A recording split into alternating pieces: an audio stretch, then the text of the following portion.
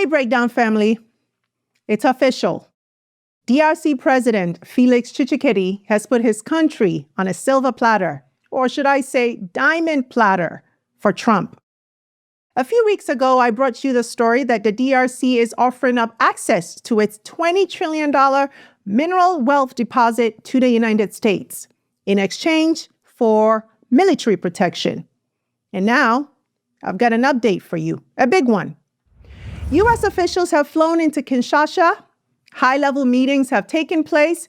And according to both governments, they are moving forward. Yes, this isn't speculation anymore. It is happening. A deal is in the works for the U.S. to step in to protect war-torn DRC in exchange for access to its minerals. And if you've been paying attention to global politics, you know, this isn't just a Congo story. This is about what the future of African sovereignty will look like and whether resource-rich nations will rise on their own terms or if they will once again be carved up in backroom deals. We're going to break it down, looking at the high-level meeting that took place last week between U.S. and DRC officials, the impending deal, and what this means for the future of DRC and Africa. Now, before we dive in, I want to invite you to be part of something bigger. Here at Planet Genius TV, we're building a space for global Black stories that are told with truth, care, and power. And if this matters to you, hit the subscribe button, tap the bell, and consider joining our membership or dropping a super thanks to support this work. All right, now let's break it down. So before we get into the latest updates, let's do a quick recap. In March, the Wall Street Journal reported that President FélixTshisekedi had sent a letter to President Trump offering a security agreement in exchange for U.S. military help in fighting off violent rebel groups that have taken over parts of eastern Congo. In the letter, Tshisekedi wrote, "Your election has ushered in a golden age for America. Our partnership would provide the U.S. with a strategic advantage by securing critical minerals such as cobalt, lithium, copper, and tantalum from the Democratic Republic of Congo." Then a few weeks later, he went on Fox and said this. To you, we are looking for partnerships, and we have established partnerships with many other countries, and we think the United States of America, given its role and influence around the world, is an important partner to have. And we are very happy to see that with the Trump administration, things are moving a lot faster on both sides. Untapped deposits are worth an estimated $24 trillion. What would you need to happen to move forward with that relationship? We want to extract these minerals, but also process them, as this would create a lot of jobs. And we want a partnership that will provide lasting peace and stability for our countries, which we need. It's a dangerous place, the Congo. How would a U.S. company guarantee safety on the ground? We can build our defense and security capabilities. And I think that the U.S. is able to use either pressure or sanctions to make sure that armed groups who are in the DRC can be kept at bay. How do you think a minerals deal, if it comes to fruition, would benefit Americans? Silicon Valley companies know exactly what I mean. And so I think this partnership will help these industries develop more and more innovative products. So we've been watching closely. Well, I've been watching closely to see what happens next. And the latest update is that on April 2nd, Masad Boulos, Trump's senior advisor for Africa, landed in Kinshasa for a quiet, high-stakes visit. He was accompanied by Ms. Corina Sanders, Assistant Secretary of State for African Affairs, and Mr. Dan Dunham, Director of the National Security Council for Africa. Now, Mr. Boulos met directly with President FélixTshisekedi the next day to discuss the deal. I want to read to you part of the conversation that took place as reported by the DRC President's office. According to the statement, the meeting focused on the security situation in the east of the Democratic Republic of Congo and the economic prospects between the United States and the DRC, two countries that maintain strategic cooperation. Mr. Bulus was very clear and pragmatic on both subjects. He said, quote, "You've heard about a minerals deal. We have taken note of the DRC's proposal, and I am pleased to announce that the President and I have agreed on a way forward for its development. I look forward to working with President FélixTshisekedi and his team to build a deeper relationship that benefits the Congolese people and the American people, and to drive U.S. private sector investment in the DRC, particularly in the mining sector, with the common goal of contributing to the prosperity of both our countries. Of course, we need the most business-friendly environment to achieve this goal. Rest assured that U.S. companies are operating seamlessly and will boost local economies. These are multi-billion-dollar investments. These are jobs, knowledge transfer, and infrastructure investments. There can be no economic prosperity without security." Now, regarding the war in Eastern DRC, he went on to say this, quote, "We want a lasting peace that affirms the territorial integrity and sovereignty of the DRC, and that projects the foundations for a thriving regional economy. This relationship has great potential, and we appreciate the opportunity to discuss the way forward with our counterparts here in Kinshasa." So there you have it. They've agreed on a path forward, meaning negotiations aren't just active, they are advancing quickly. No deal has been officially signed yet, at least nothing that's public, but both sides are laying the groundwork. And this isn't just a diplomatic handshake. This is about American boots, American companies, and American strategic dominance in the heart of Africa's most mineral-rich region. So why did the U.S. jump on the next flight to Kinshasa to make this deal? Let's be honest, this isn't about helping Congo fight rebels, is it? This is about minerals. Cobalt, lithium, copper, tantalum. These minerals are the backbone of 21st century power, literally. Electric vehicles, smartphones, wind turbines, satellites, missile guidance systems. And guess what?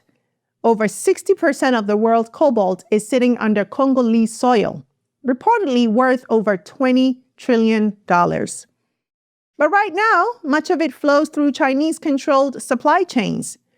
So for Washington, and especially for the Trump administration, this is about undermining China's grip on the global green economy. It's about flipping the script on mineral dependence and securing American control. So make no mistake, this is not just a deal. It's a geopolitical chess move. So what does Congo get in return? According to President Tshisekedi, the country is desperate for help. Eastern DRC has been engulfed in violence. Over 120 armed groups operate in the region. Millions have been displaced. Infrastructure is in ruins. Rebels control key mining zones. So Tshisekedi's argument is, we can't defend this alone. We need security help. And we're offering what we have, minerals, in exchange. But here's the problem. Once you trade control of your resources for military help, you lose more than just minerals. You lose leverage. You lose sovereignty. You lose the ability to negotiate your future on your terms. Because this isn't just about Apple or Tesla getting direct access. It's about who owns the infrastructure. It's about who sets the prices and who writes the rules. And history has taught us, once a foreign power controls your resources, getting them back is nearly impossible.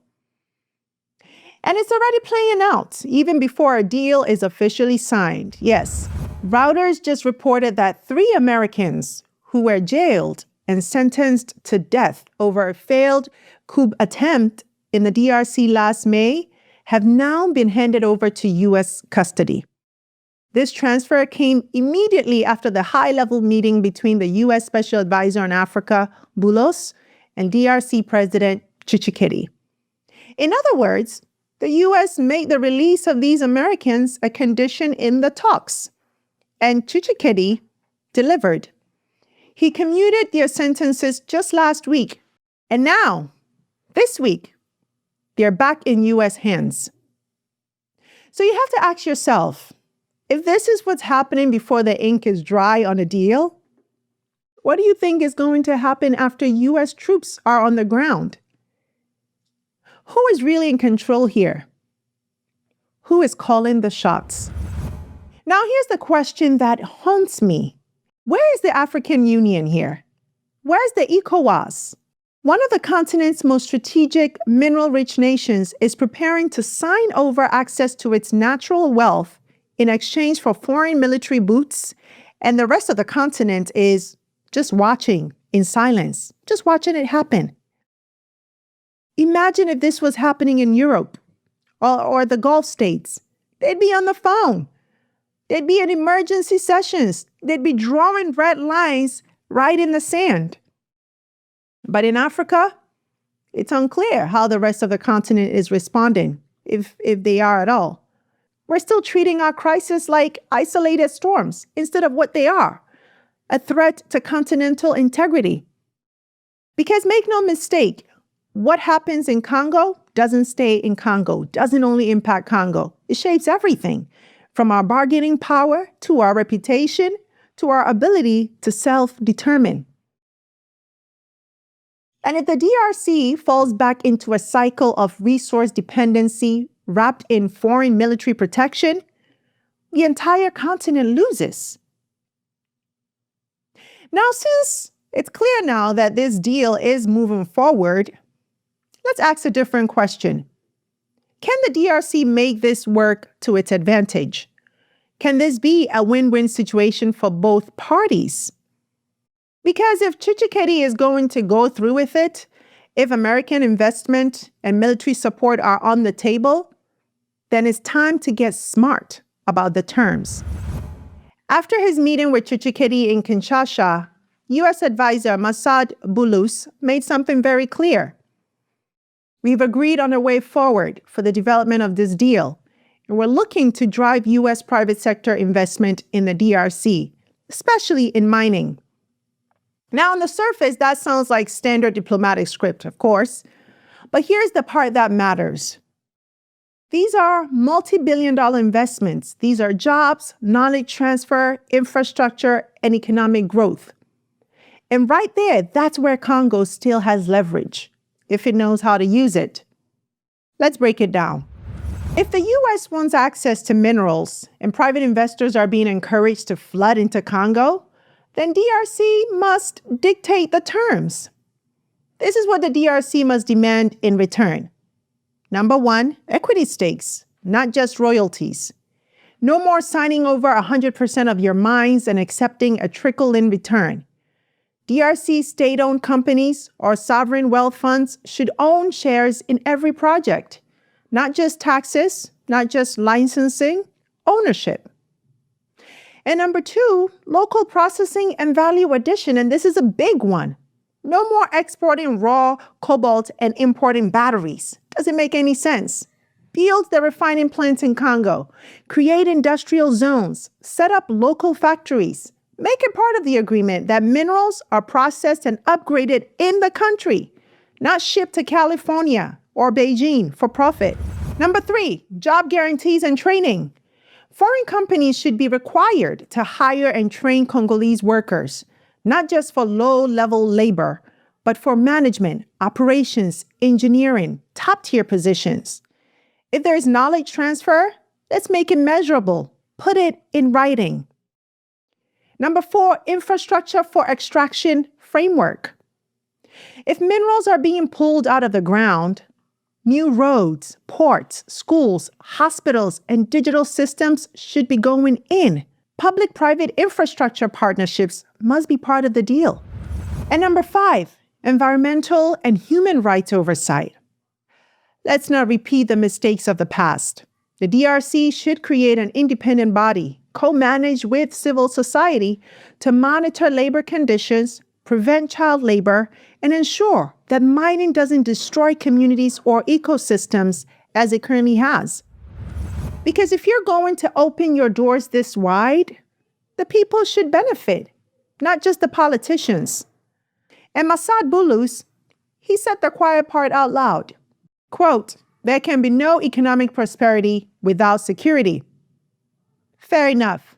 But let's flip it.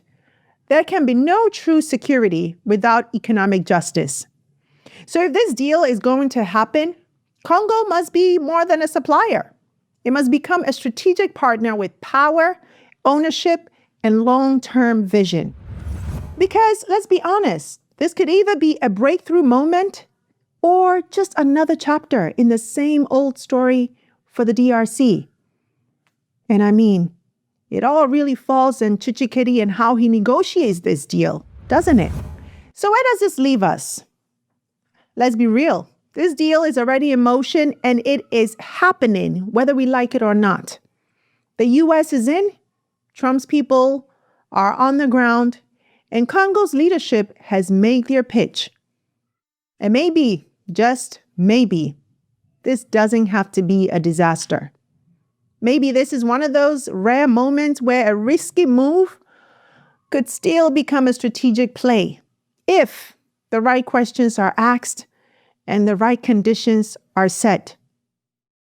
Maybe I'm too optimistic, but in this situation, optimism is the only thing we can have.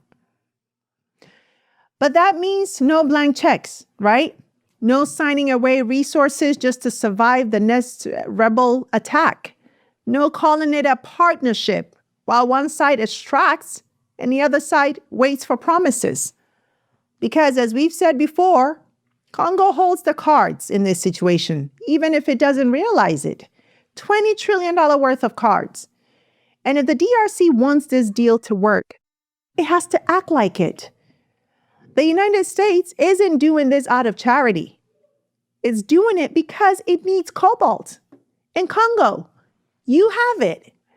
That is leverage. That is your power. But only if you use it wisely. This could be the beginning of a new era of African control over African resources, or, again, the same old story with new branding. So Breakdown family, what do you think about this deal now that it's moving forward? Could this be a real opportunity for the DRC to finally seize its moment? Or is it just sleepwalking into another extraction trap? Can this deal be salvaged for the people? Or is it already too far gone?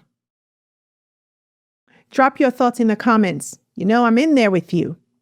And if you've got something from this episode, please be sure to like it, share it, and subscribe for more conversations like this. Thank you for staying with me. Until next time, take care. Hey you! Thanks so much for watching this episode. I hope you enjoyed it, and if you did, don't forget to subscribe and join the family. Also, visit face2faceafrica.com for your daily news and updates on what's going on within the global Black community so you can stay informed.